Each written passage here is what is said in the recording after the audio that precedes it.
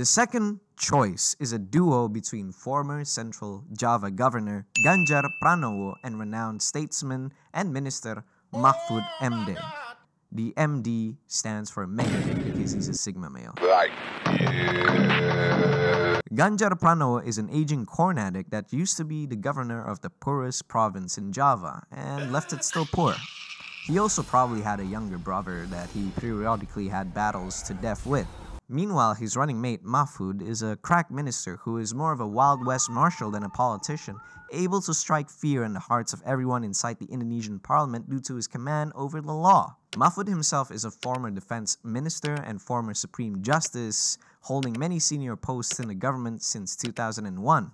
The Struggle Party, aka the Red Flags, the Chicago Red Bulls, led by Megawati, takes up most of the coalition, while its minions are the centrist Hanura Party, the Islamic United Development Party, and the corporal-based Perindo Party.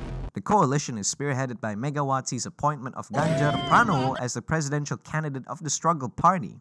It is built around a quote-unquote continuation of the Struggle Party's nomination of Jokowi as the servant of the people. The struggling coalition, as I would like to call it, wants to continue the Struggle Party's work in the Indonesian government and some of Jokowi's programs. The Struggle Party itself embraces Marxism. I've covered this in my previous videos, but to put it simply, it is Marxism translated into Indonesian conditions, aka it is a socialist party.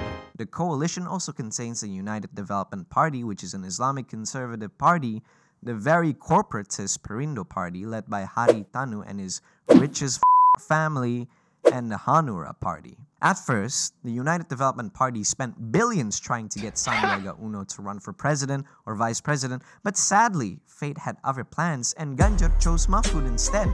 The Struggle Party's dominant position within the coalition is grounded by the fact that they are the largest, most powerful political party in Indonesia as of now. Megawati's initial plan was to use Jokowi as a cement for Ganjar's campaign, as a sort of proof of legitimacy and to tout other political parties once Jokowi gives Ganjar a nod of approval. Ganjar was propped up to become Jokowi 2.0, but that failed since Ganjar is too much of a media darling, and Jokowi got tired of playing fiddle to Megawati, so he cut his strings and became free like Pinocchio.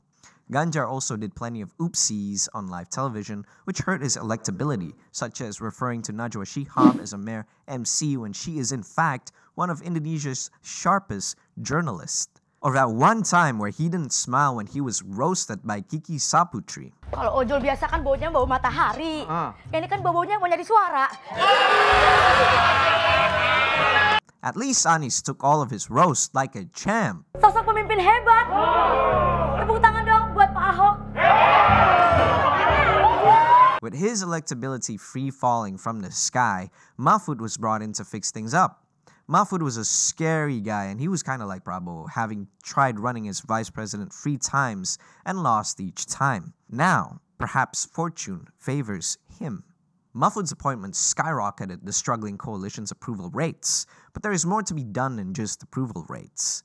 Ganjar is close with the creative industry and everybody in Java, but he will have a hard time reaching outside of Java. Meanwhile, the struggling coalition must look to consolidate their lines because of the huge difference in ideology from all of their party outlooks. What's safe to say is that the coalition will be favoring leftist policies, but normally in Indonesian politics, spectrum doesn't do much to decide policies. However, the struggling coalition is not without its criticism.